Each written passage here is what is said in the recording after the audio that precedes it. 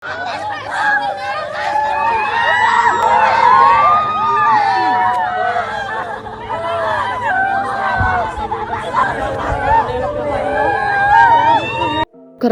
adik tebas kakak kandung hingga tewas di Hudoa, Konawe diduga tak terima batas tanah berubah. Diduga masalah batas tanah, seorang warga desa Hudoa, Kabupaten Konawe, Sulawesi Tenggara, tewas di tangan adik kandung sendiri. Dalam keterangannya, Humas Polres Konawe, Aibda Sapri kepada awak media membeberkan kronologis peristiwa naas ini pada Senin 19 September 2023. Sapri menuturkan jika kejadian ini bermula saat pelaku berinisial LB menuju ke lokasi tanahnya di Dusun 3 Desa Hudoa untuk memeriksa besi pembatas tanah yang telah tertanam.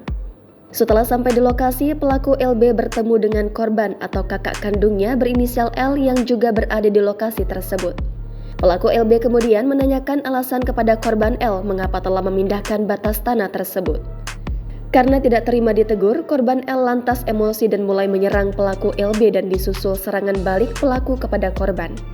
Kemarahan pun pecah, korban L mencabut besi pembatas tanah dan menyerang pelaku hingga mengenai tangan kiri LB.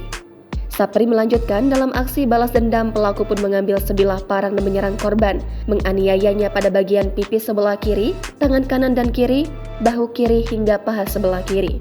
Mengetahui insiden tragis ini, PNPP Polsek Wawotobi dengan pihak berwenang langsung menuju ke lokasi dan segera membawa korban L ke RSUD Konawe.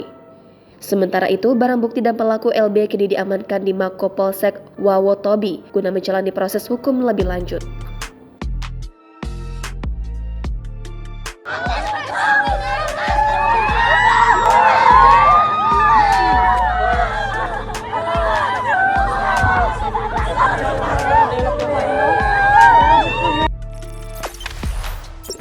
Jangan lupa subscribe, share, komen, dan like ya!